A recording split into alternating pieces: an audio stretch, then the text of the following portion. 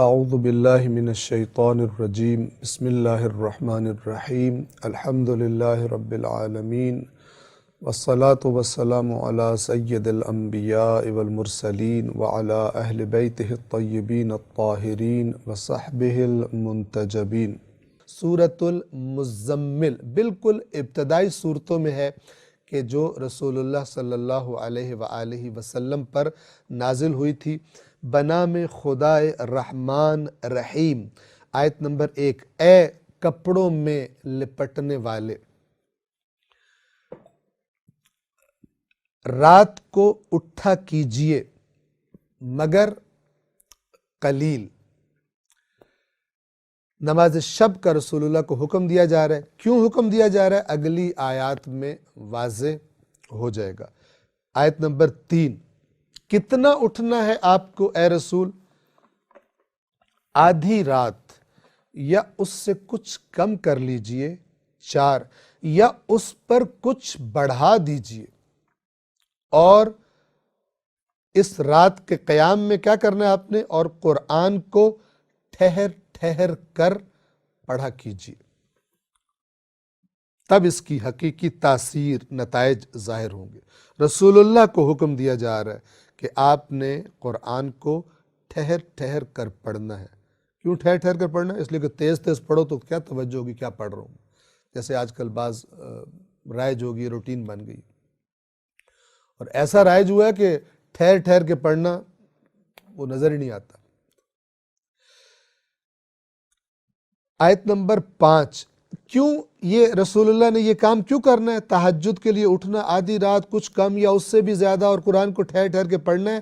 یہ رسول اللہ کو تیاری کروائی جا رہی ہے۔ جیسے اگر کسی مثال کے طور پر کسی کھلاڑی کا، کسی قہرمان کا، کسی شجاع کا، کوئی بہت بڑا بہادر کا کسی بہت بہادر پہلوان سے مقابلہ ہونا ہو، تو وہ پہلے بھی بہادر ہے، پہلے بھی پہلوان ہے، سب کچھ ہے، لیکن وہ اور زیادہ تیاری کرتا ہے، اور زیادہ اپنے آپ کو فٹ بناتا ہے تاکہ وہ بڑا مقابلہ جیت سکے۔ اللہ تبارک و تعالیٰ اپنے نبی کو یہ ارشاد فرما رہا ہے کہ آپ نے اس نماز شب کے ذریعے، اس قرآن کی ٹھہر ٹھہر کر رات کے اندھیروں میں تلاوت کے ذریعے اپنے آپ کو مزید تیار کرنا ہے ایک بڑی ذمہ داری کے لیے کہ جو ہم آپ پر ڈالنے والے ہیں، کہ بظاہر اس سے مراد وہی تھا کہ اب اعلانیہ اپنی اسلام کی دعوت کا آغاز کر دیجئے، اور قرآن کو ٹھہر ٹھہر کر پڑھا کیجئے۔ آیت نمبر 5، بے شک ان قریب آپ پر ہم ایک بھاری حکم ڈالنے والے ہیں، یعنی نازل کرنے والے ہیں، آپ کے کندھوں پر ایک بڑی بھاری ذمہ داری ڈالنے والے ہیں، لہٰذا آپ کو اور اللہ سے رابطہ پہلے سے بھی زیادہ بڑھا دیں۔ یہ تاثیر ہے تہجد کی اور نماز کی، حتیٰ کہ رسول اللہ کی روح کو کہ جو بلند ترین ہے اور زیادہ مضبوط اور آمادہ کر دیتی ہے یہ اللہ سے رابطہ، یہ قرآن کی تلاوت بڑے بڑے مصائب اور مشکلات کا سامنا کرنے کے لیے۔ 6، اب اللہ تعالیٰ رات کو جب انسان اٹھتا ہے اس کیفیت کی تعریف کر رہا ہے کہ اس کا کتنا اثر ہوتا ہے۔ بے شک رات کا اٹھنا ثبات قدم کے اعتبار سے زیادہ محکم اور سنجیدہ کلام کے اعتبار سے زیادہ موزوں ہے۔ اگر کوئی جگہ ایسی ہو جہاں پر قدم کے پھسلنے کا اندیشہ ہو تو انسان بڑا جما کے قدم رکھتا ہے ایک، تب دوسرا قدم اٹھاتا ہے تاکہ پھسلے نہیں۔ تو اللہ تعالیٰ فرما رہا ہے کہ رات کو اللہ کی جب تم عبادت کرو گے اور رات کو جب تم قرآن ٹھہر ٹھہر کر پڑھو گے تو گویا کہ جیسے کوئی جما کے قدم رکھے جو پھر اکھڑ نہیں سکتا، اور قرآن کو ٹھہر ٹھہر کے پڑھنا اس وقت میں اقوم قیلا، یعنی جو منہ سے باتیں نکلتی ہیں ان میں سے سب سے زیادہ مضبوط۔ کیوں؟ اس لیے کہ انسان جب رات کو سویا ہو اور پھر اٹھے تو وہ جو دنیا کے جھمیلے ہوتے ہیں اور توجہات ہوتی ہیں ادھر ذہن نہیں ہوتا، ذہن آرام کچھ لے چکا ہوتا ہے، اور پھر جس چیز کی طرف وہ توجہ کرتا ہے بھرپور توجہ اس وقت کر سکتا ہے، جبکہ روٹین کے درمیان آپ نے دیکھا ہوگا جب کاموں کے درمیان آ کر دن میں نمازیں بھی انسان پڑھتے ہیں تو نماز کے بعد کیا کرنا ہے، دماغ ادھر چھلانگے لگا رہا ہوتا ہے، نماز کی طرف توجہ کم ہوتی ہے، یا نماز سے پہلے کوئی مسئلہ ہو گیا ہو تو ادھر سوچ رہا ہوتا ہے، یا نماز کے بعد کوئی اس کو ضروری کام لگ رہا ہو ادھر سوچ رہا ہوتا ہے، بیچ میں نماز کا وہ بس جلدی سے گزارا ہی کر لیتا ہے۔ تو رات کی نماز کی اللہ تبارک و تعالی اپنے نبی کو اثرات بیان فرما رہے ہیں۔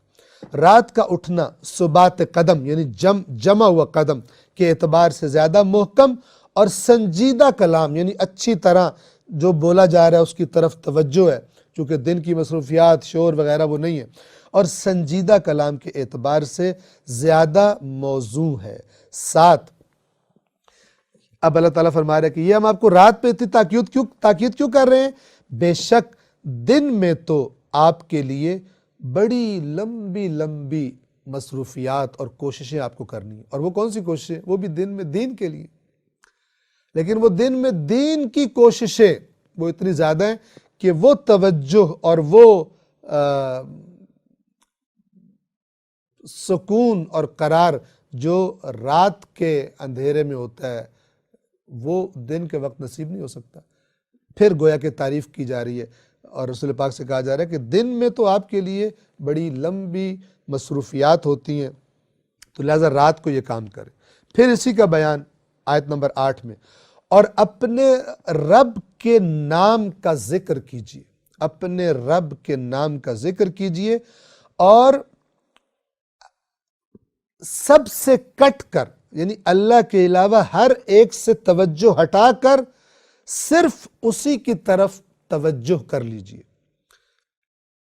یعنی نیت خالص اللہ کے لیے، عبادت خالص اللہ کے لیے، اور ہر قسم کی غیر اللہ کی طرف توجہ کو آپ ہٹا دیجئے، خالص اللہ کی طرف توجہ کیجئے۔ آیت نمبر 9، کون ہے وہ رب آپ کا جس کے اسم کا نام کا آپ نے ذکر کرنا ہے؟ وہ مشرق اور مغرب کا رب ہے، اس کے علاوہ کوئی معبود نہیں، پس اسی کو اپنا وکیل، اپنا ضامن یعنی جس کے سپرد بندہ اپنی محنت کر کے کام نتیجے پھر اس کے سپرد کرتا ہے، اسی کو اپنا وکیل بنائیے۔ یہ وکیل سے ہی لفظ توکل ہے، جس کو انسان وکیل بناتا ہے گویا کہ اس پر توکل کیا، اس پر بھروسہ کیا ہے۔ آیت نمبر 10، اور جو کچھ یہ لوگ کہہ رہے ہیں یعنی مکہ کے مشرک جو آپ کو تانے دیتے ہیں، اذیت کرتے ہیں، آپ پر بہتان تراشیاں کرتے ہیں، اور جو کچھ یہ لوگ کہہ رہے ہیں اس پر صبر کیجئے اور شائستہ انداز میں یعنی اچھے اخلاق والے انداز میں ان سے دوری اختیار کیجئے، یعنی ان کو جیسے ہم کہتے ہیں ایوائڈ کیجئے، ان سے الجھیے نہیں، لیکن ایسا نہیں کہ اگر وہ بد کلامی کرتے ہیں تو نعوذ باللہ رسول اللہ بھی آگے سے بد کلامی کرے، اچھے انداز میں، تاکہ راستہ کھلا رہے۔ کل کو اگر انہیں خیال آ بھی جائے تو اگر آپ کی بد اخلاقی کوئی ہوگی سامنے، دین کی تبلیغ کرنے والے کی کوئی بد اخلاقی ہو جائے گی تو وہ ان کو روک دے گی کل کو دین کی طرف آنے سے، اگر ان کو خیال آ بھی جائے تو۔ لہٰذا آپ اچھے طریقے سے وَاہْجُرْهُمْ حَجْرًا، حجر یعنی دوری اختیار کیجئے، جمیلا اچھے انداز کی دوری ان سے اختیار کر لیجئے۔ 11، اور ان جھٹلانے والوں اور نعمتوں پر ناز کرنے والوں کو میرے ساتھ اکیلا چھوڑ دیجئے، آپ ان کو چھوڑ دیں، مجھے اور ان کو چھوڑ دیں۔ اللہ تعالیٰ فرما رہا ہے کہ یہ جو مالدار اور جن کو نعمتیں ہم نے بہت دی ہیں لیکن جھٹلا رہے ہیں آپ کو، اس نشے میں ان کو زیادہ نشہ ہو گیا نعمتوں کا، اے رسول آپ ان کو چھوڑ دیں، میں ان سے خود نمٹوں گا اور آپ انہیں تھوڑی سی مہلت دے دیجئے۔ اللہ کو سب سے بہتر پتہ ہے کہ مال اور زیادہ نعمتوں کا نشہ اور تکبر کتنا زیادہ ہوتا ہے تکبر والے کے ذہن میں، لہذا بالخصوص صاحبان نعمت کا نام لیا۔ اس کا مطلب یہ ہے کہ وہ صاحبان نعمت جو تھے مکہ کے بڑے، وہ زیادہ ڈٹ کے رسول اللہ کی مخالفت کر رہے تھے اور تنگ کر رہے تھے، تو اللہ فرما رہا ہے کہ ان کو آپ چھوڑ دیجئے، میں خود نمٹوں گا، آپ دوسروں پر توجہ دیجئے۔ کیسے نمٹوں گا؟ آیت نمبر 12، یقیناً ہمارے پاس بیڑیاں ہیں جو قیدیوں کو زنجیریں پہنائی جاتی ہیں اور سلگتی ہوئی آگ ہے۔ 13 اور حلق میں یعنی گلے میں پھنس جانے والا کھانا ہے، وہی زقوم اور اس کے علاوہ اور چیزیں، اور دردناک عذاب ہے۔ 14 کب یہ عذاب آئے گا؟ جس دن زمین اور پہاڑ کانپ اٹھیں گے اور پہاڑ بہتی ہوئی ریت کی مانند ہو جائیں گے۔ صحراؤں میں یہ منظر بعض اوقات دیکھا جا سکتا ہے کہ جب ٹیلوں کے اوپر سے مثلا ریت بہت ساری نیچے گرتی ہے، پہاڑ ایسے ہو جائیں گے۔ 15 بے شک ہم نے تمہاری طرف ایک رسول تم پر گواہ بنا کر بھیجا ہے، یعنی وہ جو تمہیں دعوت دے رہا ہے دیکھ رہا بھی ہے کہ تم اس کے ساتھ تم اس کو کیا جواب دے رہے ہو اور کیا سلوک کر رہے ہو۔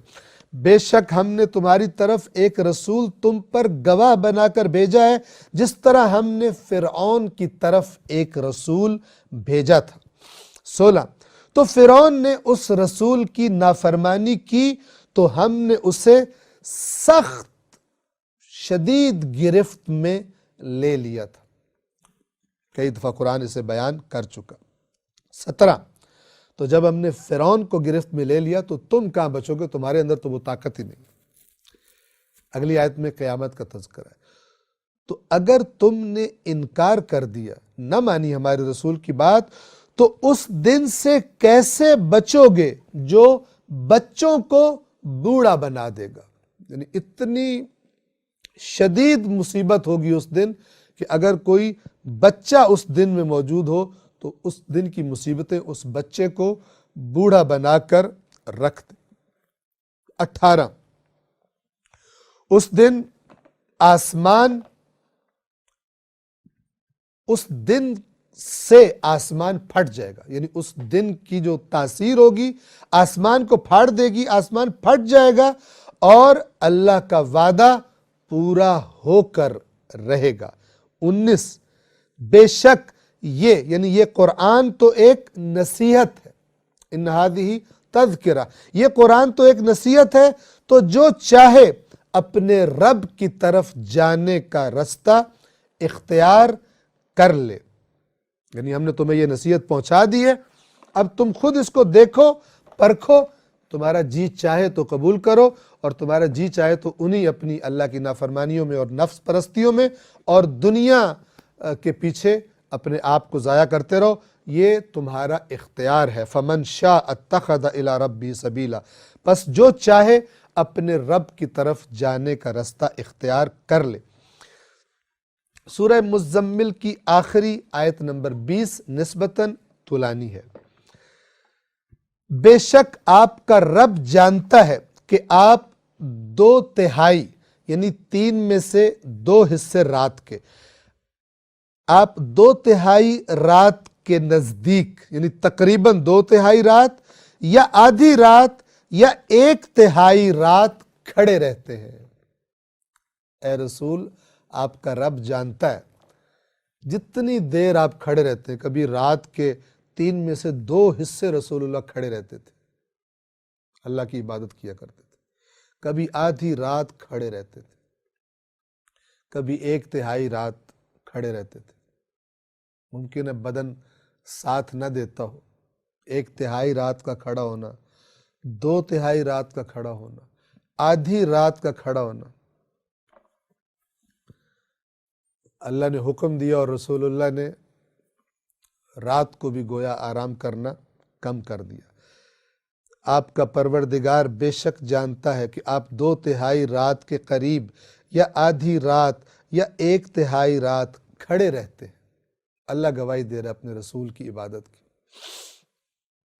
اور آپ کے ساتھ ایک جماعت بھی ہے۔ اب رسول اللہ کی تہجد کا جب پتہ چلا تو رسول اللہ کے جو قریبی تھے، ساتھی تھے، انہوں نے بھی، رسول اللہ پر واجب تھی، ان پر واجب نہیں تھی، رسول اللہ کے علاوہ کسی پر تہجد واجب نہیں تھی، لیکن عشق خدا اور عشق رسول میں وہ بھی راتوں کو جاگا کرتے تھے اور تہجد دیر تک پڑھا کرتے تھے، تو اللہ نے ان کو بھی اپنے رسول کے ساتھ ان کی عبادت کی بھی گواہی دی ہے۔ اور اللہ رات اور دن کا اندازہ رکھتا ہے۔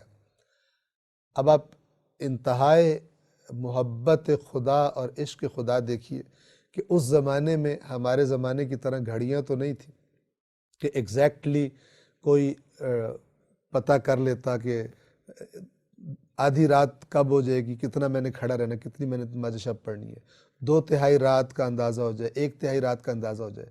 تو اب جب کبھی کبھی تردد ہو جاتا کہ ہم آدھی رات کھڑے رہے ہیں یا نہیں کھڑے رہے، یا 2/3 رات کھڑے رہے یا نہیں کھڑے رہے، تو اللہ نے آسانی فرما دی، اور آسانی اس طرح سے فرمائی کہ رات اور دن کا اندازہ اللہ رکھ سکتا ہے۔ جس کو ہر چیز کا پتہ ہے، تمام چیزوں کا، وہ اللہ ہے، اسے علم ہے کہ تم احاطہ نہیں کر سکتے، لہذا پریشان نہیں ہو، تم لوگ اس کا احاطہ نہیں کر سکتے، تمہیں پریشانی کی ضرورت نہیں ہے، تم اس کا احاطہ نہیں کر سکتے، تو کیا کرو؟ پس اللہ نے تم پر مہربانی کر دی، تو تم جتنا آسانی سے قرآن پڑھ سکو پڑھ لیا کرو۔ جب بندے عشق خدا میں آگے بڑھتے ہیں تو اللہ بھی آسانیاں کرتا ہے، اور جب بندے خدا کی نافرمانیاں کرتے ہیں تو پھر اللہ ان کی دنیا کو بھی ان کے اوپر سخت بنا دیتا ہے۔ اسے علم ہے کہ ان قریب تم میں سے کچھ لوگ مریض ہوں گے، بیمار ہو جائیں گے، گھٹا دو، کوئی مسئلہ نہیں، اور کچھ لوگ زمین میں اللہ کے فضل کی تلاش میں سفر کریں گے، اپنی رزق کے حلال کی تلاش میں، تجارت کے لیے سفر کریں گے، اور کچھ راہ خدا میں قتال کریں گے، جنگ کریں گے، لڑنے کے لیے نکلیں گے۔ ہمیشہ حالات ایک جیسے تو نہیں ہوتے، تو حالات کے مطابق اگر کچھ کمی بیشی کر لو تو اللہ تبارک و تعالیٰ نے تم کو اجازت دے دی ہے۔ پس آسانی سے جتنا قرآن پڑھ سکتے ہو پڑھ لیا کرو۔ اور آج کل کچھ لوگ کہتے ہیں ہمارے لیے تو پڑھنا ہی مشکل ہے، آسانی سے تو ہم سے پڑھا ہی نہیں جاتا، آسانی سے فلمیں دیکھی جاتی ہیں، آسانی سے گانے سنے جاتے ہیں، آسانی سے گپے لگائی جاتی ہیں رات کو 3-3 4-4 گھنٹے بیٹھ کر، آسانی سے قرآن نہیں پڑھا جاتا۔ تو آسانی سے جتنا قرآن پڑھ سکتے ہو پڑھ لیا کرو، اور نماز قائم کرو، اور زکوٰۃ ادا کرو، اور اللہ کو قرض حسنہ دو۔ اب دیکھیے، نماز قائم کرنا یہ گویا کہ واجب ہو گیا، زکوٰۃ ادا کرنا واجبات ہیں جو مال میں سے ادا کرنے، اور اس کے بعد پھر فرمایا اللہ کو قرض حسنہ دو۔ یعنی وہ اب اللہ نے تم پہ واجب نہیں کیا، لیکن پھر بھی دیکھو معاشرے میں کتنے محروم لوگ رہ رہے ہیں، تو وہ ان کو نہیں دو گے بلکہ تم اللہ کو قرض حسنہ دو گے، اللہ کے راستے میں انفاق کرو، اور اللہ کو قرض حسنہ دو، اور جو نیکی تم اپنے لیے آگے بھیجو گے اسے اللہ کے ہاں بہتر اور ثواب میں عظیم تر پاؤ گے۔ تم نے جو دیا ہوگا جب اس کا نتیجہ اللہ کے پاس دیکھو گے تو اپنے لفظوں میں کہہ رہا ہوں، تم کہو گے جو میں نے اپنے پاس رکھا تھا وہ بھی دے دینا تھا مثلا۔ تو خداوند عالم یہ فرما رہا ہے کہ جو نیکی تم اپنے لیے آگے بھیجو گے، اور یہاں نیکی سے مراد خرچ کرنا ہے، توجہ فرما رہے ہیں، خاص طور پہ انفاق، ورنہ ہر نیکی اسی فارمولے کے تحت، جو عبادت، جو اچھی گفتگو، جو خرچ، جو نیکی تم اپنے لیے آگے بھیجو گے اسے اللہ کے ہاں بہتر، یعنی جو تم نے کیا ہوگا اسے بہتر اور ثواب میں عظیم تر پاؤ گے، اور اللہ سے مغفرت طلب کرو، بے شک اللہ بڑا مغفرت کرنے والا اور رحیم ہے۔ سورہ مزمل کے بعد سورہ مدثر۔ مزمل بھی کپڑا لپیٹنے والا اور مدثر بھی کپڑا لپیٹنے والے کو کہتے ہیں، اور شاید فرق یہ ہو کہ جو مدثر میں لپیٹنا ہے وہ نسبتاً جیسے کوئی کمبل یا موٹی چادر ہوتی ہے وہ مراد لی جا سکتی ہے، جبکہ مزمل میں کوئی بھی کپڑا ہو سکتا ہے۔ سورۃ المدثر۔ بنام خدائے رحمان رحیم، اے چادر اوڑھنے والے۔ 2 اٹھیے اور خبردار کیجیے، قم اٹھیے، فانذر تو خبردار کیجیے۔ اب یہ رسول اللہ کس کیفیت میں لیٹے ہوئے تھے کہ جب یا ایھا المزمل کہا گیا یا ایھا المدثر کہا گیا؟ اگر اس جو کپڑا لپیٹا ہوا تھا اس کا کچھ فرق تھا، لیکن جو اندرونی کیفیت تھی وہ علی الظاہر اس زمانے کی باتیں، اور جو ان صورتوں میں باتیں کی گئی ہیں، سورہ مزمل میں آپ نے سنا کہ ان کو چھوڑ دیجئے جو آپ کو اذیت کر رہے ہیں، اللہ خود نپٹے گا۔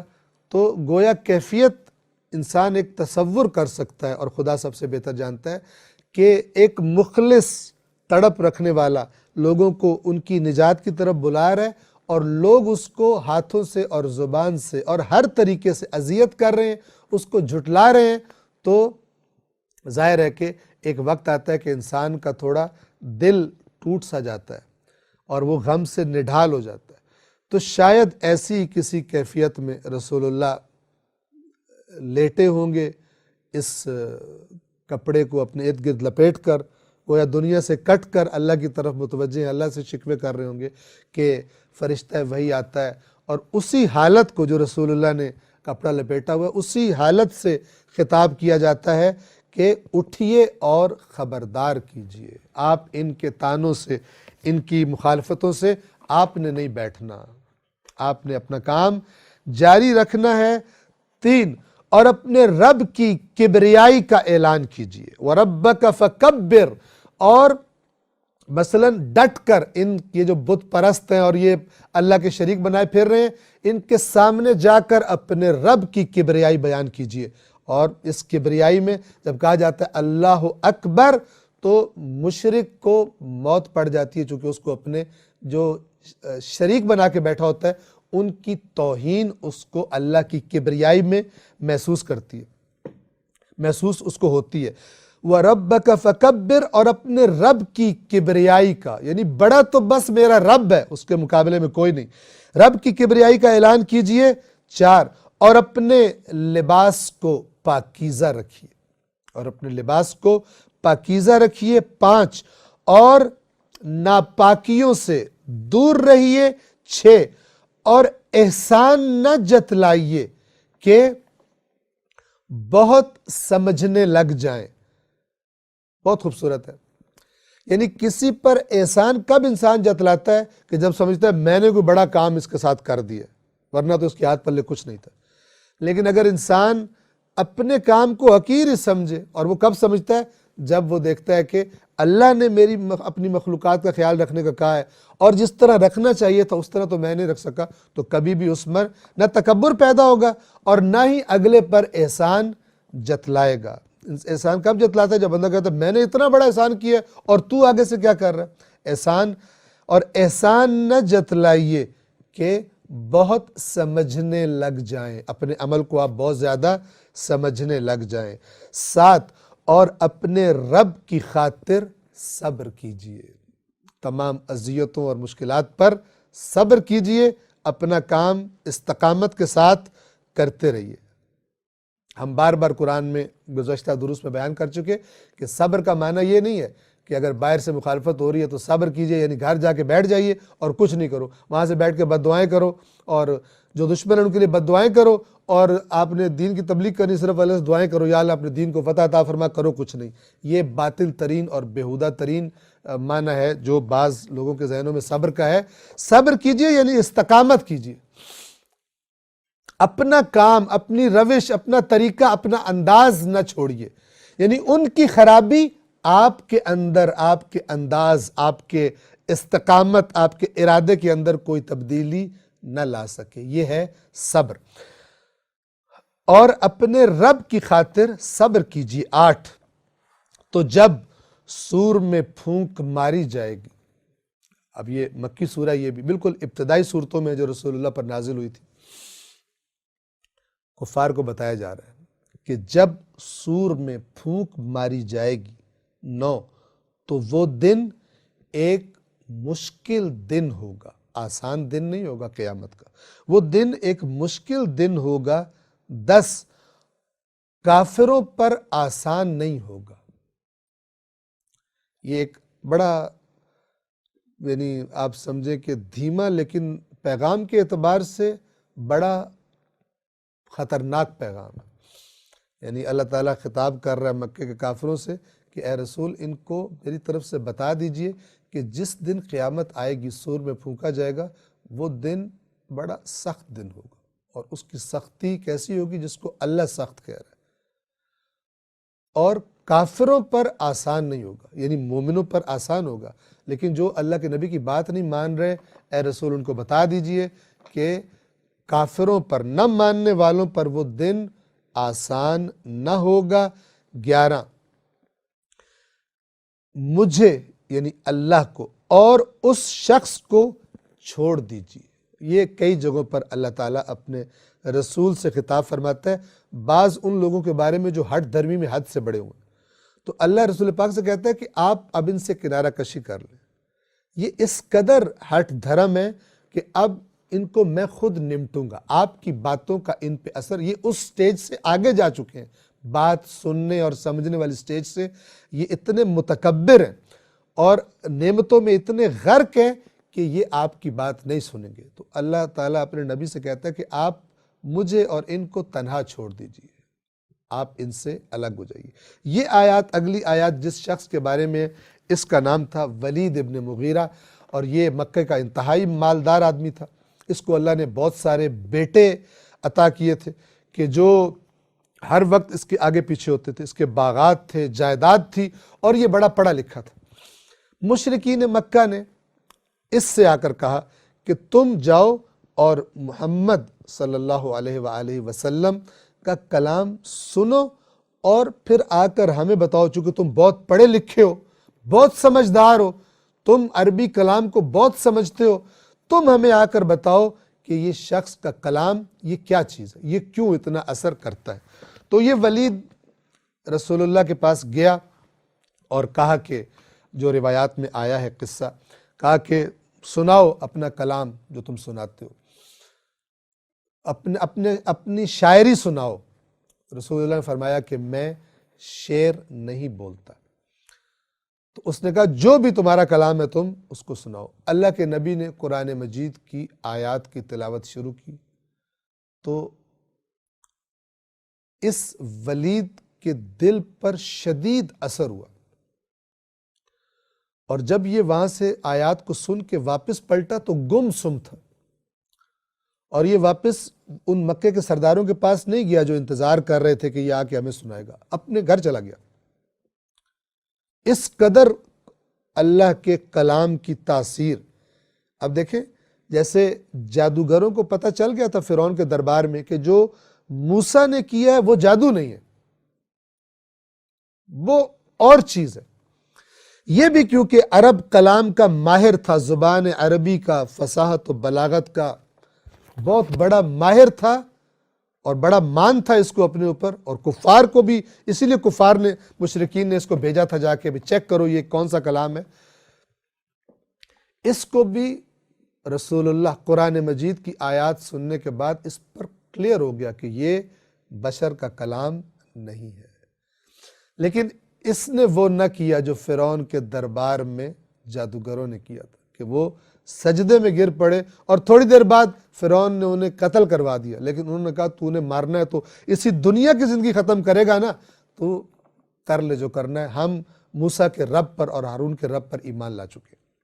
لیکن یہ بے ایمان اپنے مال کے نشے میں اور اپنے آپ کو بڑا، میں بہت عالم ہوں، اور اگر میں نے مکے والوں کو، اب اس کے پاس دو راستے تھے، یا تو مکے والوں کو ناراض کرے اور یا پھر ان کو خوش کر کے اللہ کی آیات کا انکار کرے۔ لیکن اس نے اب یہ گیا، قرآن مجید نے ان آیات میں اس کا پورا انداز، یعنی سٹیپ بائی سٹیپ، ایک ایک اس کی حرکت کو قرآن نے دکھایا ہے کہ ایک متکبر انسان جس کو پتہ لگ جائے کہ حق کیا ہے، وہ پھر کیسے سوچتا ہے، اور آخر میں جا کر جب اس نے خرابی کا فیصلہ کر لیا تو پھر کیسے انداز بنا کے، ایکٹنگ کر کے وہ اپنے خیالات کا اظہار کرتا ہے، کہ جو لوگوں کو یہ کہہ رہا ہوتا ہے کہ میں جو کہہ رہا ہوں وہ حق ہے، لیکن خود اس کو پتہ ہوتا ہے کہ وہ کیسی بے ایمانی کر رہا ہے، ایکٹنگ ایسی کرتا ہے کہ لوگ اس کے زیر اثر آ جاتے ہیں۔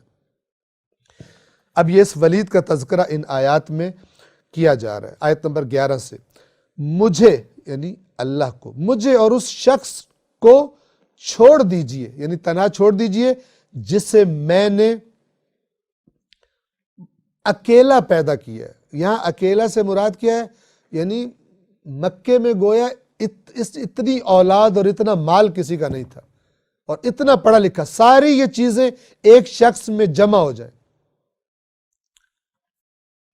ایسے اللہ کہہ رہا ہے میں نے اس پر اتنا احسان کیا۔ 12، اور میں نے اس کے لیے بہت سا مال قرار دیا۔ 13، اور حاضر رہنے والے بیٹے بھی، یعنی ایسے بیٹے تھے اس کے کہ جو ہر وقت اس کے حکم کی بجاوری کے لیے حاضر رہتے تھے۔ 14، اور میں نے اس کے لیے اس طرح راہ ہموار کر دی جیسے کرنی چاہیے تھی، یعنی ایسے دنیا میں اس کو نعمتیں دی جیسے دینی چاہیے تھی، ہر سارے مسائل اس کے آگے میں نے حل کر دیے، لیکن اس نے کیا کیا؟ 15، پھر وہ طمع کرنے لگتا ہے کہ میں اور زیادہ دوں، یعنی یہ اس کی ایک صفت اب بتا رہے ہیں ایک برے انسان کی، کہ اتنی نعمتیں مل گئی ہیں پھر بھی چاہتا ہے کہ اور میرے پاس ہو، ہرس اور طمع کی بیماری ہے اس کے اندر، یہ ایک صفت اس کی۔ اب گویا کہ یہ جو ہرس والی بیماری ہے یہ بھی انسان کو حق سے دور رکھتی ہے۔ قرآن مجید اللہ کائنات کا بہترین طبیب ہے، انسان کی نفسیات کا خالق ہی اس کا بہترین طبیب ہے، جس کو انسان کو یہ ہرس ہو، مجھے ہو، آپ کو، کہ میرے پاس اور دنیا آئے، یہ جو مرض ہے یہ اپنے نتیجے دکھاتی ہے، جیسے کہ ولید میں بھی یہ نتیجہ اس نے دکھایا اس بیماری نے۔ پھر وہ طمع کرنے لگتا ہے کہ میں یعنی اللہ اور زیادہ دوں۔ 16، ہرگز نہیں دوں گا اس کو زیادہ دے کے اس کی آزمائش کی تھی، لیکن اس نے کیا حرکتیں کی ہیں؟ نہیں دوں گا۔ کیوں نہیں دوں گا؟ اس لیے کہ یقیناً وہ ہماری آیات سے عناد رکھتا ہے۔ عناد یعنی مقابلے بازی، دشمنی، عداوت، عناد کہتے ہیں اس کو، حق کی مخالفت کو عناد کہتے ہیں۔ اس کو ہم نہیں چھوڑیں گے، ہرگز نہیں، وہ یقیناً ہماری آیات سے عناد رکھنے والا ہے۔ 17، میں اسے کٹھن چڑھائی چڑھنے پر مجبور کروں گا، یعنی اس کو بڑا سخت عذاب دوں گا کہ جو اور بڑھتا رہے گا۔ جیسے اگر انسان کسی چڑھائی پہ چڑھ رہا ہو تو شروع میں فریش ہوتا ہے، جیسے جیسے چڑھتا جاتا ہے تھکتا جاتا ہے۔ اللہ تعالیٰ فرما رہا ہے میں اسے مجبور کروں گا اور زیادہ اونچا چڑھائی پر، یہ ایک تعبیر ہے، یعنی عذاب اس کا بڑھتا چلا جائے گا، جیسے انسان جتنا اوپر چڑھتا جائے اتنا زیادہ تھکتا جاتا ہے، اتنی مشکل سے مزید اوپر چڑھتا ہے، اس کے عذاب کو بھی ہم زیادہ کرتے جائیں گے۔ کیوں؟ اب اللہ اس نے بیان کر رہا ہے کہ جو اس نے ایک حرکت کی رسول اللہ سے کلام سننے کے بعد اور مشرکین کے سامنے اپنی رائے کا اظہار کرنے تک، توجہ فرمائیے۔ 18، بے شک اس نے سوچا اور اندازے لگائے، قدر، اندازے لگائے، کیا بولوں، کیسے بولوں، یعنی رسول سے جو میں سن کر آیا ہوں کس طرح بیان کروں، کون سا نکتہ کیسے ہیر پھیر کروں۔ اس نے فکر، خوب فکر کی، وقدر، اور اندازے لگائے۔ 19، اللہ فرماتا ہے پس اس پر اللہ کی مار پڑے، اس نے کیسے اندازے لگائے۔ 20، پھر اس پر اللہ کی مار پڑے، اس نے کیسے اندازے لگائے، یعنی کس طرح ماہر آدمی تھا، مکار تھا، اس نے کس طرح یہ کیا کہ میں ایسی بات کروں جس سے لوگ متاثر ہو جائیں اور وہی حقیقت سمجھیں جو میں بتاؤں کہ یہ جس کو یہ رسول قرآن کہہ رہا ہے یہ کیا ہے، جو میں بتاؤں لوگ بھی اس کو تسلیم کر لیں کہ یہ ٹھیک کہہ رہا ہے۔ لہٰذا اس نے بڑے، جیسے آج کل لوگ کہتے ہیں نا میں پوری علمی ذمہ داری سے بات کر رہا ہوں کہ میرے سر پہ قرآن رکھ دو اگر میں غلط بات کر رہا ہوں تو، اور کرتے 2 نمبری ہیں بعض اوقات۔ تو یہ بھی اس بے ایمان نے بھی ایسا انداز اپنایا تاکہ لوگوں کو شک ہی نہ ہو کہ جو یہ بات کہہ رہا ہے وہ غلط بھی ہو سکتی ہے۔ 21 پھر اس نے نظر دوڑائی۔ 23 پھر پلٹا اور تکبر سے پلٹا، یعنی متکبرانہ انداز میں پلٹا۔ اور 24 تو کہنے لگا یہ اور کچھ نہیں ہے۔ آپ اب اندازہ کریں، یعنی اس نے ایک آیت رہ گئی، آیت نمبر 22، 21 سے دوبارہ پڑھ دیتا ہوں۔ پھر اس نے نظر دوڑائی، 22 پھر تیوری چڑھائی۔ اب یہ جا کر لوگوں میں اپنی رائے کا اس نے اظہار کرنا ہے، تو پہلے اپنا انداز سیٹ کر رہا ہے تاکہ کیسے میں لوگوں کو پریشر میں لے لوں گا۔ میرے چہرے سے سمجھ جائیں کہ اس نے یہ سمجھ گیا ہے کہ نعوذ باللہ جو محمد علیہ السلام ہے وہ کوئی غلط کام کر رہے ہیں، اور اس نے پکڑ لیا ان کی نعوذ باللہ غلطی کو، خرابی کو۔ پھر اس نے نظر دوڑائی، پھر تیوری چڑھائی اور منہ بگاڑ لیا۔ اب آپ تصور کریں، یہ اب تیاری کر رہا ہے باہر آ کے میں نے کس انداز میں لوگوں کو بتانا ہے۔ 23 پھر پلٹا اور تکبر سے پلٹا، تکبر سے بڑے متکبرانہ انداز میں اپنی رائے کا آ کر لوگوں میں اظہار کیا۔ اور وہ کیا تھی؟ آیت نمبر 24 تو کہنے لگا یہ جادو کے سوا کچھ نہیں ہے۔ بھائی میں نے بڑا پتہ کیا ہے، میں نے اپنے سارے جو سابقہ میرے مطالعات ہیں، میں نے بہت جو ریسرچ وغیرہ کی، میں نے چیک کیا ہے، یہ شخص جادوگر ہے، اور یہ جو پڑھتا ہے یہ اصل میں جادو ہے، اس لیے لوگ اس سے اتنے امپریس ہوتے ہیں اور اس کی تاثیر میں آ جاتے ہیں۔ کہنے لگا یہ اور کچھ نہیں، یہ جادو ہے جو پہلے وقتوں سے نقل ہوتا چلا آ رہا ہے۔ ان ھذا الا سحر یؤثر، کہ جو منقول ہے، لوگ ایک دوسرے کو سکھاتے آ رہے ہیں، اس کو بھی وہ جادو سکھایا گیا ہے، اور یہ جو قرآن جسے کہہ رہا ہے یہ اصل میں جادو کرتا ہے۔ اس نے بدبخت نے یہ آ کر اظہار کیا لوگوں کے سامنے۔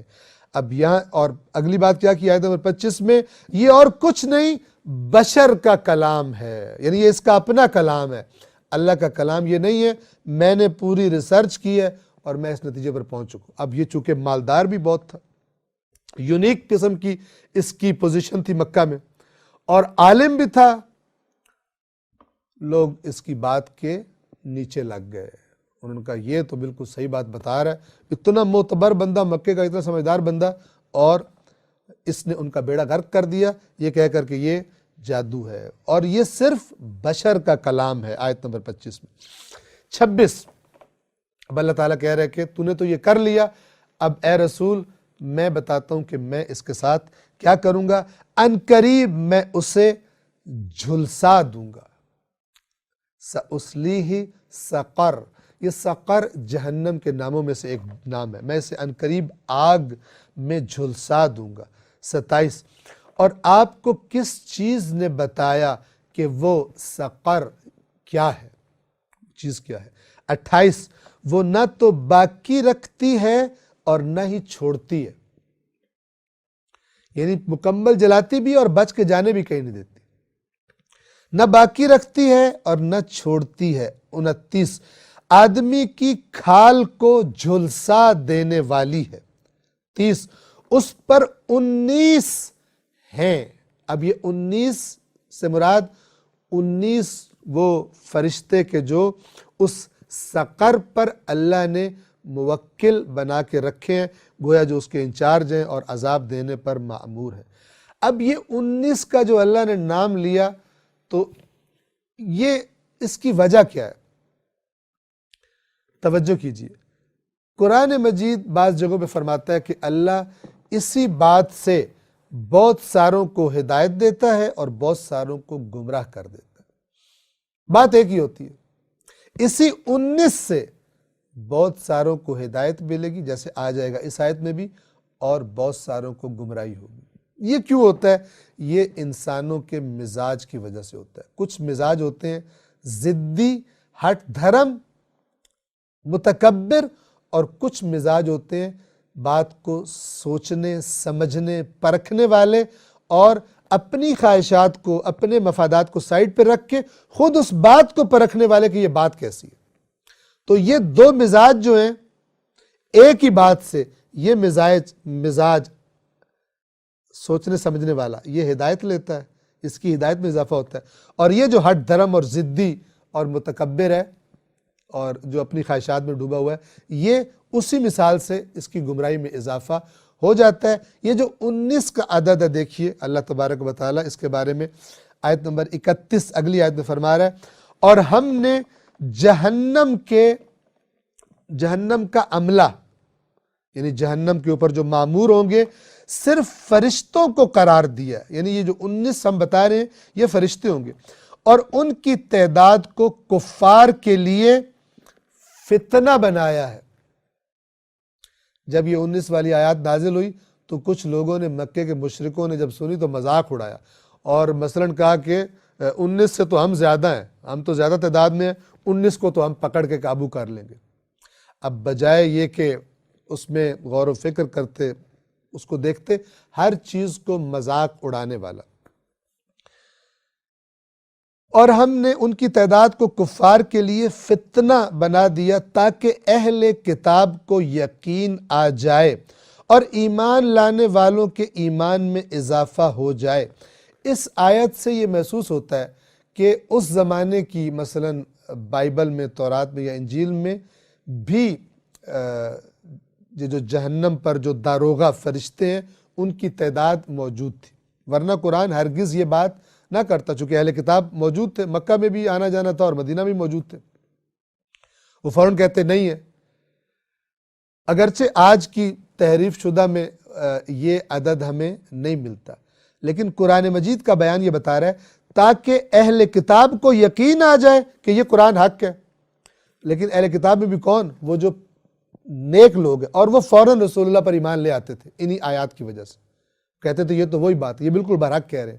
لیکن جو ہٹ دھرم ہے، چاہے وہ مشرکین مکہ میں سے ہو، چاہے وہ اہل کتاب میں سے ہو، ہٹ دھرم، اور بھائی کرپٹ بندہ کرپٹ ہی ہوتا ہے، لیبل اوپر جو بھی لگاؤ، وہ صرف لیبل کے پیچھے چھپتا ہے، ہوتا کرپٹ، اس کی جو اندر کی شخصیت ہے وہ اصل حقیقت ہوتی ہے جو اللہ کے پاس ہے، اس پہ کوئی لیبل نہیں لگا ہوتا، وہ لیبل اس کا عمل اور اس کی فکر اور سوچ وہ لگاتی ہے اس پر جا کر، چاہے ظاہر میں اپنے آپ کو اہل کتاب کہتا ہو، چاہے ظاہر میں اپنے آپ کو وہ کہتا ہو کہ میں کسی دین کو نہیں مانتا۔ توجہ کیجیے، تو تاکہ اہل کتاب کو یقین آ جائے اور ایمان لانے والوں کے ایمان میں اضافہ ہو جائے۔ ایمان والے دیکھیں کہ اہل کتاب تصدیق کر رہے ہیں، اور زیادہ اضافہ ہوگا کہ یہ قرآن مثلاً برحق ہے، اور اہل کتاب اور مومنین شک میں نہ رہیں، یعنی ان کے شک مزید دور کرنے کا یہ 19 کا عدد سبب بن جائے، اور جن کے دلوں میں بیماری ہے اور جو کفار ہیں وہ یہ کہیں کہ اس بیان سے اللہ کا کیا مقصد ہو سکتا ہے۔ وہ کیڑے نکالنے والا مزاج، بجائے سوچیں سمجھیں، بیچ میں سے عیب نکالنا، بلا وجہ گھما کے باتیں کرنا، اعتراض کرنا۔ اللہ تعالیٰ کہہ رہے مومن، اہل کتاب والے اور جو رسول پاک پر ایمان لا چکے ہیں ان پر یہ اثر ہوگا، اور جو بے ایمان ہیں اور کفار ہیں وہ کہیں گے بھلا اب اللہ نے یہ کیا بات کر دی، 19 کیوں ہے، 20 کیوں نہیں ہے، 17 18 کیوں نہیں ہے، 1000 کیوں نہیں ہے، اللہ کے پاس کوئی کمی تھی؟ الٹی سیدھی باتیں کر کے اگر یہ ہو، اگر یہ ہو، اگر یہ ہو، اصلی بات ہی گم کر دیتے۔ جیسے بعض قرآن کی تفاسیر ایسے لکھی گئی ہیں کہ آپ جب آیت پڑھیں گے نا آپ کو بڑے آرام سے اللہ کی نصیحت سمجھ آ رہی ہوگی، اور جب آپ تفسیر پڑھیں گے تو اس پہ لکھی ہوں گی کہ ہو سکتا ہے یہ مراد، ہو سکتا ہے یہ آپ کو اینڈ تک پہنچتے پتہ نہیں چلے گا کہ اصل بات آیت میں ہوئی کیا تھی۔ اور جن کے دلوں میں بیماری ہے نیز کفار یہی کہیں گے اس بیان سے اللہ کا کیا مقصد ہو سکتا ہے۔ اس طرح اللہ جسے چاہے گمراہ کر دیتا ہے اور جسے چاہے ہدایت دے دیتا ہے، اور تیرے رب کے لشکروں کو خود اس کے سوا کوئی نہیں جانتا۔ اب یہ کہ جسے اس طرح تیرا رب جسے چاہے ہدایت دیتا ہے، جسے چاہتا گمراہ کرتا ہے، یعنی وہی اس نے رکھا ہوا ہے، یہ مزاج ہدایت پائے گا، یہ مزاج اور ہٹ دھرمی میں اپنی گمراہی میں دور چلا جائے گا۔ اور تیرے رب کے لشکروں کو خود اس کے سوا کوئی نہیں جانتا۔ وہ فرشتے جو 19 ہیں وہ کیسے ہیں، ان کی کیا ہیبت ہے، ان کی کتنی طاقت ہے، اور آیا وہ صرف 19 ہیں یا وہ 19 بڑے ہیں، ان کے ماتحت بہت سارے فرشتے ہیں۔ جیسے ملک الموت ایک فرشتہ ہے، اور قرآن کے بیان کے مطابق اس کے ماتحت فرشتے ہیں بہت سارے کہ جو اللہ کے حکم سے ارواح کو قبض کرتے ہیں۔ تیرے رب کے لشکروں کو خود اس کے سوا کوئی نہیں جانتا۔ تیرے اللہ کو پتہ ہے کیا چیزیں اور کتنے اس کے لشکر ہیں.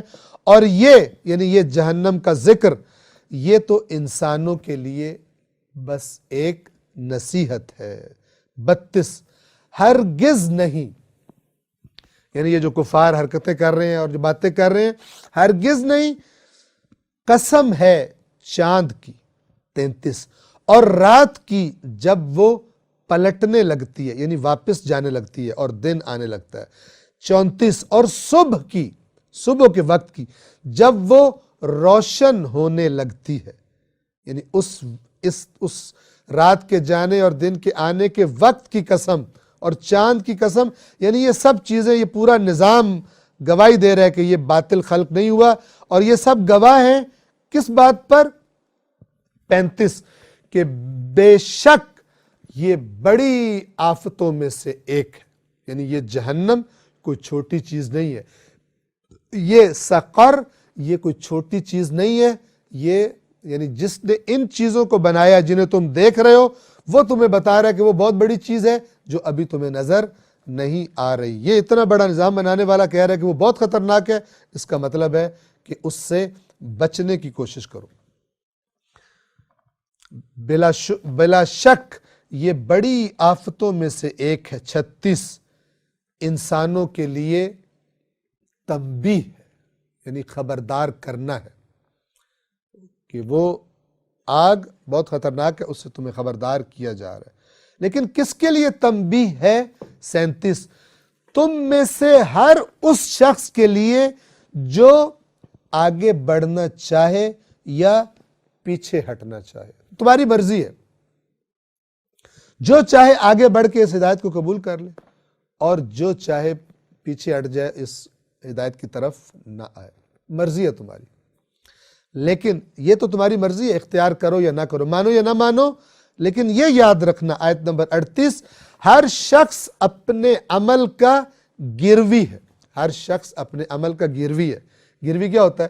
آپ نے کہیں سے کوئی قرض لینا ہو تو آپ اپنی کوئی قیمتی چیز وہاں پہ گروی دکھاتے ہیں، وہ پیسے واپس کریں گے تو چیز واپس ملے گی. جب انسان کوئی برا عمل کرتا ہے، اپنے آپ کو گویا کہ جہنم میں گروی رکھتا ہے، اتنی سزا تو نے جہنم میں کاٹنی ہے. اب جب تک وہ اس گروی سے اپنے آپ کو چھڑواتا نہیں ہے، تب تک اس کو وہ سزا جھیلنی پڑے گی، جھیلے گا تبھی چھوٹے گا. لہذا اللہ فرما رہا ہے آیت نمبر 38 میں ہر شخص اپنے عمل کا گروی ہے. 39 سوائے دائیں ہاتھ والوں کے، انہوں نے چھڑوا لیا اپنے آپ کو جہنم سے، وہ اب گروی نہیں ہے. دائیں ہاتھ والے، اعمال نامہ دائیں ہاتھ میں دیا جانا، یہ اعلان ہے کہ یہ بچ گئے جہنم سے، سوائے دائیں ہاتھ والوں کے. 40 اب یہاں سے ایک دفعہ پھر آپ سے درخواست ہے کہ اپنی توجہ کو ذرا روشن کر کے سنیے گا. جو جنتوں میں ایک دوسرے سے سوال کر رہے ہوں گے، دائیں ہاتھ والے جنت میں پہنچ جائیں گے، ایک دوسرے سے سوال کر رہے ہوں گے. کس کے بارے میں؟ 41 مجرموں کے بارے میں، کہ وہ جو ہم اکٹھے ہی دنیا میں رہا کرتے تھے، ایک ہی شہر میں، ایک محلے میں، ایک ادارے میں ہم نوکری کرتے تھے، تو وہ کدھر ہے کہ جو اس وقت اللہ کی نافرمانیاں کرتے تھے؟ وہ کہاں ہے؟ تو گویا کہ اللہ تبارک و تعالی ان جہنمیوں کو ان جنتیوں کو دکھا دے گا، اور یہ ان کو دیکھ بھی سکیں گے اور ان سے کلام بھی کر سکیں گے. اگلی آیت میں جنتیوں کا سوال ہے جہنمیوں سے کہ تمہیں کیا چیز لے کر آئی اس جہنم میں، اور خوب توجہ کیجئے گا کہ جہنمی کیا جواب دے رہے ہیں کہ ہم کیوں جہنم میں، کیا چیز ہمیں جہنم میں لے کر آئی ہے. ایک ایک آیت بہت ہی زیادہ قابل توجہ ہے. آیت نمبر 42 کس چیز نے تمہیں جہنم میں پہنچایا؟ جنتیوں کا سوال ان جہنمیوں سے. قالو آیت نمبر 43 جہنمی جواب میں کہیں گے، پہلا سبب کیا تھا؟ قرآن کے لفظ سے، ہم نمازیوں میں سے نہیں تھے، ہم نمازی نہیں تھے، نماز نہیں پڑھتے تھے. یہ پہلا سبب ہے ہمارے جہنم میں آنے کا. 2 بڑے بڑے جرم. 44 اور ہم مسکین کو کھلاتے نہیں تھے، یعنی ہم اپنے معاشرے میں غریبوں مسکینوں کا خیال نہیں رکھتے تھے. یہ بہت بڑا جرم ہے. کوئی چھوٹا جرم نہیں ہے. ہم میں سے ہر وہ شخص جتنا بھی وہ نیک بنا ہو، اس نے یعنی کوئی مسجد نہ چھوڑی ہو جہاں اس نے نماز نہ پڑھی ہو، لیکن اگر وہ مساکین کا خیال نہیں رکھتا تو یہ قرآن والا اسلام اصلی اسلام، یہ چکر نہیں دینے دیتا بندے کو. کہیں گے ہم نمازیوں میں سے نہیں تھے. نمبر 2، ہم مسکین کو کھانا نہیں کھلاتے تھے. 45 فضول بیٹھ کر کئی گھنٹے فضول گپیں لگانے والے اس کو غور سے سنیں، فضول ٹاپکس ڈسکس کرتے ہیں. اور ہم بیہودہ بکنے والوں کے ساتھ بیہودہ گوئی کیا کرتے تھے. یعنی ہم محفلوں میں دوستوں کے ساتھ بیٹھ کر اور ٹائم ضائع کرتے تھے، یہ ہو گیا فلان ہو گیا یہ وہ. کوئی مفید بات، کوئی دین کی بات، کوئی اصلاح کی بات نہیں کرتے تھے. فضول بیہودہ محفلیں برپا کر کے پوری رات گزار دیتے تھے، اور جب صبح نماز کا ٹائم ہوتا تھا تو مردار کی طرح بستر پر پڑے رہتے تھے. اور ہم بیہودہ بکنے والوں کے ساتھ بیہودہ گوئی کیا کرتے تھے. 46 اور ہم روز جزا کو جھٹلاتے تھے. اب یہ سن کر کوئی یہ نہ کہے کہ شکر ہے ہم تو ان میں نہیں، ہم تو روز جزا کو نہیں جھٹلاتے. نہیں، قرآن زبانی دعووں کو نہیں مانتا. سورہ معون ابھی آخری 30ویں جز میں آئے گی، وہاں اللہ فرماتا ہے رسول آپ نے اس کو دیکھا ہے جو قیامت کو جھٹلاتا ہے، روز جزا کو جھٹلاتا ہے. یہ وہ ہے جو یتیم کو دھکے دیتا اور مسکین کو کھانا نہیں کھلاتا. یہ قیامت کو نہیں مانتا. میں اللہ تمہیں بتا رہا ہوں، چاہے منہ سے کہتا رہے میں مانتا ہوں یا نہیں مانتا.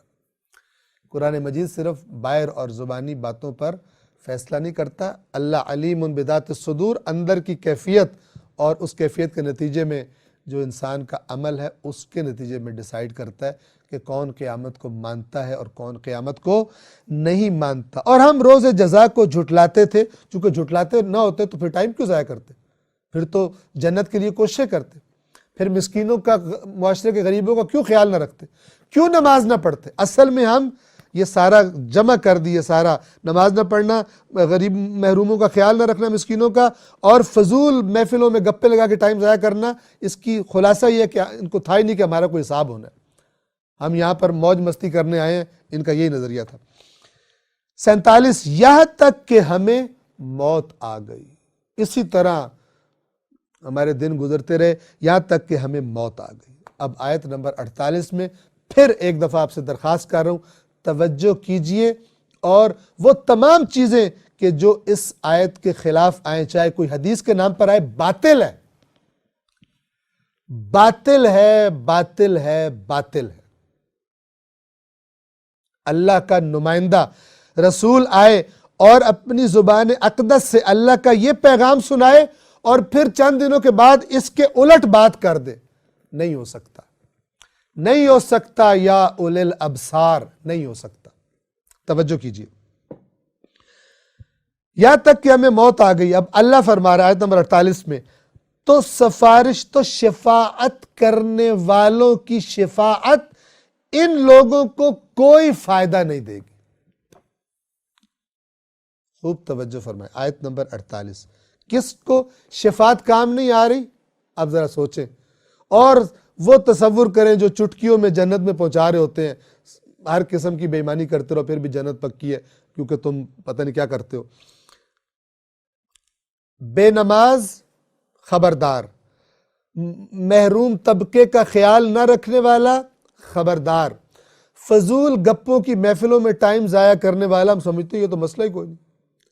دوستوں کے ساتھ بیٹھنا، گپ شپ کرنا، ایک معین وقت کے لیے ہنسی مذاق جس میں کوئی غیبت نہ ہو، کوئی تہمت نہ ہو، کوئی فحاشی نہ ہو، کوئی گالی گلوچ نہ ہو، بالکل جائز ہے، بہترین ہے.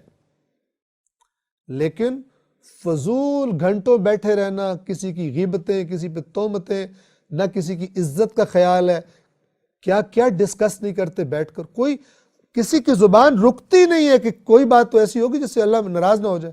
نہ، مزہ لینا، صرف ہنسنا ہے اور ہنسانا ہے.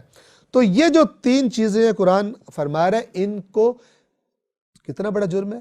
فما تنفعهم شفاعت الشافعین، ان کو شفاعت کرنے والوں کی شفاعت نفع نہیں دے گی۔ قرآن نہیں بدل سکتا چاہے 1000 حدیث آ جائے اس کو بدلنے کے لیے، حدیث نہیں آئے گی، وہ حدیث کے نام پہ کسی نے گھڑا ہوگا۔ توجہ فرما رہے ہیں، وہ حدیث نہیں ہوتی، مجبوراً کہنا پڑتا ہے حدیث، اس لیے کہ حدیث کی کتابوں میں آ گئی ہے، اس لیے کہ ہو سکتا ہے رسول اللہ سے منسوب کر دی گئی ہو، ائمہ اہل بیت سے منسوب کر دی گئی ہو۔ خلاف قرآن حدیث ہوتی ہی نہیں ہے۔ اگر خلاف قرآن حدیث ہو سکتی ہے، اس کا مطلب ہے اللہ نے اور اللہ کے نمائندوں نے مل کر انسانوں کو کنفیوز کرنے کا بندوبست کر دیا کہ قرآن پڑھے، وہاں سے کچھ ملے، ادھر سے اللہ کے نمائندے کی بات سنے، تو یہ کنفیوژن ہے۔ دین کنفیوز نہیں کرتا، لہٰذا ہمارے ائمہ اہل بیت نے فرمایا کہ خلاف قرآن کچھ قبول نہ کرو جو ہم سے منسوب کر کے بھی تم کو بتایا جائے۔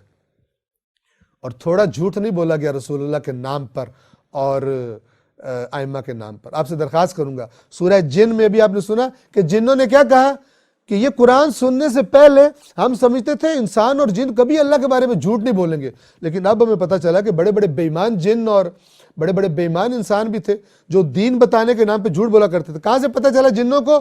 قرآن سننے کے بعد جنوں کو پتہ چلا کہ انسان بھی اور جن بھی کتنے اللہ کے بارے میں جھوٹ بولا کرتے تھے۔ قرآن ہی سمجھنے کے بعد پتہ چلے گا کہ کن لوگوں نے ائمہ کے نام پہ جھوٹ بولا ہے کہ جو آج حدیث کی کتابوں میں آ گیا۔ تب جب قرآن کو اس کا مقام دیا جائے، نہ کہ قرآن کے بارے میں بیہودہ گوئی کی جائے کہ قرآن سمجھنا کوئی آسان کام ہے، یہ تو پتہ نہیں کتنے کتنے معنی ہوتے ہیں ایک ایک آیت کے، تو لہٰذا ہم تو نہیں کر سکتے، ہم تو نہیں سمجھ سکتے۔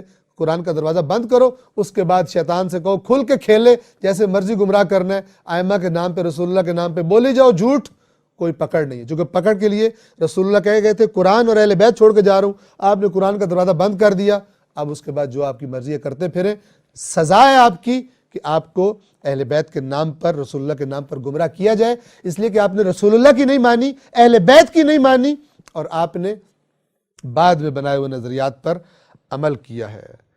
48، تو ان کو شفاعت کرنے والوں کی شفاعت کچھ فائدہ نہ دے گی۔ 49، اب ذرا اللہ کی طرف سے اس مزاج کی کہ رسول اللہ قرآن سنا رہے ہیں، قرآن میں یہ باتیں بتا رہے ہیں، اور وہ قرآن سے جو بھاگ رہے ہیں، جو قرآن کی بات نہیں سن رہے، اللہ ان کو کس نگاہ سے دیکھتا ہے، یعنی خدا کی نظروں میں وہ کیا ہے، قرآن کے الفاظ آپ کو بڑا کلیئر بتا دیں گے۔ کون لوگ؟ جن کو جب قرآن کی آیات سنائی جائیں، قیامت تک جس کا بھی یہ مزاج ہے، قرآن کی آیات سے بدکے، چاہے کوئی اسلام کے دائرے میں نہ ہو، مکے کا جیسا کافر ہو، چاہے پیدائشی مسلمان ہو، لیکن جب قرآن سنایا جائے نہ مانے اس کو، کیونکہ یہ آیات قیامت تک ہے۔ یہ بعض لوگوں نے جو ڈھکوسلا بنایا ہوا ہے، یہ آیات تو مشرکین کے بارے میں آئی تھی، اندر مزاج دیکھو کس بات پر اعتراض کیا جا رہا ہے۔ قرآن کا حصہ اللہ نے اس لیے بنایا تاکہ قیامت تک یہ حرکت کوئی تم نہ کرنا۔ آرام سے کہہ دیتے یہ تو مشرکین مکہ کے لیے نازل ہوئی تھی، یہ تو اہل کتاب کے لیے نازل ہوئی تھی، اور آپ سارے جو میٹھا میٹھا کیک کھاؤ، کڑوا کڑوا سارا کفار اور اہل کتاب کا۔ ایسا نہیں ہے۔ اب انہیں شفاعت کرنے والوں کی شفاعت کچھ فائدہ نہ دے گی۔ 49، اللہ فرما رہا ہے انہیں کیا ہے کہ نصیحت سے منہ موڑ رہے ہیں۔ 50، گویا وہ بدکے ہوئے گدھے۔ آپ نے کبھی بدکا ہوا گدھا دیکھا؟ ایک تو گدھا اوپر سے بدکا ہوا۔ یہ دیہات وغیرہ میں یہ سین جو ہے بڑا شاذ و نادر، بڑا قیمتی سین ہوتا ہے، دیکھنے میں مل جاتا ہے کہ گدھا اگر روڈ پر آ جائے اور آپ اس کو ہارن دیں گاڑی کا اور وہ بدک جائے تو پھر اسے پتہ نہیں چلتا کہ سامنے آنا ہے، آگے آنا ہے، پیچھے جانا ہے، کس طرف موومنٹ کرنی ہے۔ وہ پھر ایک تو ہوتا گدھا ہے، اوپر سے بدک جاتا ہے۔ اللہ تعالیٰ قرآن مجید سے جو بدکتے ہیں، کیوں بدکتے ہیں؟ اس لیے کہ اور دماغوں میں بھرا ہوا ہے، تو قرآن سے تو بدکنا ہی ہے۔ اور یہ ایک وجہ کہتے ہیں قرآن نہیں سمجھ میں آ سکتا، کیوں؟ اس لیے کہ ہمارے نظریات کہاں جائیں گے کہ قرآن سمجھ میں آ گیا، تو سمجھ میں آ رہا ہوتا ہے، سمجھنا چاہتے نہیں، بہانے بناتے ہیں، علمی چکر دیتے ہیں۔ انہیں کیا ہو گیا ہے کہ نصیحت سے منہ موڑ رہے ہیں، گویا وہ بدکے ہوئے گدھے ہیں۔ اور آیت نمبر 51، جو شیر سے بھاگ رہے ہیں۔ گدھوں پر جب شیر حملہ کر دے کیسی بدحواسی گدھے پہ طاری ہوتی ہے۔ اللہ تعالیٰ کہہ رہے ہیں قرآن شیر ہے اور یہ گدھے ہیں جو قرآن سے بدک رہے ہیں، ایسے بھاگتے ہیں قرآن سے، ہر الٹی سیدھی خرافات پر فوراً یقین کر لیں گے، چونکہ وہ ان کو پیکج دے رہا ہوتا ہے بڑے مزے والا، شارٹ کٹ جنت کی بتا رہا ہوتا ہے، ہر چیز وہ کر لے گا، لیکن جب قرآن کی بات کی جائے گی ایسے بدکیں گے جیسے بدکے ہوئے گدھے پیچھے شیر لگ گیا۔ 51 جو شیر سے ڈر کر بھاگے ہیں، 52 بلکہ ان میں سے ہر شخص یہ چاہتا ہے کہ اس کے پاس کھلی ہوئی کتابیں آ جائیں، یعنی یہ اتنے متکبر ہیں کہ دل میں یہ گویا کہ یہ سوچ کرتے تھے یہ کفار کہ اس پر کیوں نازل ہوئی ہے، ہم پہ کیوں قرآن نازل نہیں ہوا، ہم پر نازل ہوگا ہم مانیں گے ورنہ ہم نہیں مانیں گے۔ جیسے یہودی کہتے تھے نا، جو ہم پہ نازل ہوا ہے کتاب ہماری قوم پر وہ مانیں گے، جو اوروں پہ نازل ہوئی وہ ہم نہیں مانیں گے۔ بلکہ ان میں سے ہر شخص یہ چاہتا ہے کہ کھلی ہوئی کتابیں اس کے پاس آ جائیں۔ 53 ہرگز نہیں، بلکہ انہیں آخرت کا خوف ہی نہیں ہے۔ اگر آخرت کا ڈر ہوتا تو یہ کبھی نہ کہتے، یہ تو اسی طرف دیکھتے، چونکہ اگر آخرت ہے تو پھر میں اپنے آپ کو ٹھیک کروں، نہ کہ میں ڈیمانڈیں کروں اور مطالبے کروں کہ مجھ پر فرشتہ آئے، مجھ پر کتاب آئے۔ عقل مند بندہ کیا کرے گا؟ اگر دیکھتا ہے کہ آگے خطرہ ہے، آخرت واقعاً اگر ہوئی تو کیا بنے گا، پھر احتیاط کرتا ہے، پھر اور تحقیقات کرتا ہے، سوچتا ہے، اور پھر جب عقل سے کام لیتا ہے تو عقل اس کو ایمان کی طرف لے جاتی ہے۔ ہرگز نہیں، بلکہ انہیں آخرت کا خوف ہی نہیں ہے، اس لیے تو اتنے بدماشی کر رہے ہیں، تکبر کر رہے ہیں۔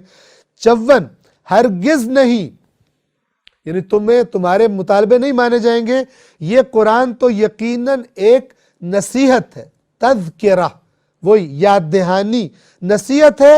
55 تو جو چاہے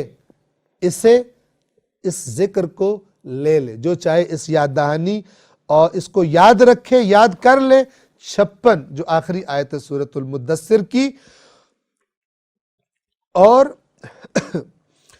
وہ یاد اس وقت رکھیں گے جب اللہ چاہے گا، یعنی وہ اس نصیحت کو نہیں لے سکتے مگر یہ کہ اللہ چاہے۔ اور یہ کوئی نہ سمجھ میں آنے والی بات نہیں، ہم کئی دفعہ بیان کر چکے ہیں کہ کوئی یہ نہ کہے کہ بس وہ مجبور ہیں ایمان نہیں لا سکتے، نہ، قرآن نے بتا دیا کہ اللہ نے ہٹ دھرمی کے مزاج والے کے لیے، متکبر مزاج شخص کے لیے اس وقت تک ہدایت کا قانون نہیں پاس کیا جب تک کہ وہ تکبر اور ہٹ دھرمی چھوڑ کر عقل سے غور کرے اور صحیح بات کو صحیح کہے۔ یہ قانون نہیں بدل سکتا، اس لیے اللہ پاک نے رسول پاک سے بھی فرمایا کہ اے رسول آپ جسے چاہیں ہدایت نہیں کر سکتے، جسے اللہ چاہتا ہے اسے ہدایت کرتا ہے۔ اس لیے ابھی پیچھے سورہ جن میں گزرا، قُلْ إِنِّي لَا أَمْلِكُ لَكُمْ ضَرًّا وَلَا رَشَدًا، نہ میں تمہیں نقصان پہنچا سکتا ہوں نہ میں تمہیں ہدایت کر سکتا ہوں، میری ملک کچھ نہیں ہے، إِلَّا بَلَاغًا مِّنَ اللَّهِ وَرِسَالَاتِهِ، صرف اتنا میرا ہے، میری ذمہ داری، میرا اختیار کہ میں اللہ کی طرف سے تمہیں پہنچا دوں اور اس کے پیغامات تمہیں بتا دوں، یہ کر سکتا ہوں۔ اور وہ نہیں اس کو یاد رکھیں گے جب تک اللہ، مگر یہ کہ اللہ چاہے، اور وہ کیا ہے کہ جو اللہ نے قانون بنایا ہے اس کی طرف سے آئیں تو ہدایت ملے گی، ہٹ دھرمی کرتے رہیں انہیں ہدایت نہیں ملے گی، وہ مشیت خدا ہی نہیں ہے، اللہ کا ارادہ ہی نہیں ان کو ہدایت دینے کا ایسے مزاج والوں کو۔ اور وہ کون اللہ ہے؟ ہوا اہل التقوی، وہ اللہ ہے جو اہل تقوی ہے۔ کیا مطلب؟ جس کی نافرمانیوں سے بچنا چاہیے، جس کے عذاب سے ڈرنا چاہیے، وہ وہی ہے۔ وَأَهْلُ الْمَغْفِرَةِ، اور وہی ہے جو اہل مغفرت ہے، وہی ہے جو گناہوں کی مغفرت کرتا ہے اور جو اس کی طرف لوٹ کر آتے ہیں انہیں اپنی بارگاہ میں قبول کر لیتا ہے، ان کے گناہوں کی مغفرت فرما دیتا ہے۔ سورہ مدثر یہاں پر تمام ہوئی، انشاءاللہ سورہ قیامہ ہم آئندہ درس میں آپ کی خدمت میں عرض کریں گے۔ والسلام علیکم ورحمۃ اللہ وبرکاتہ۔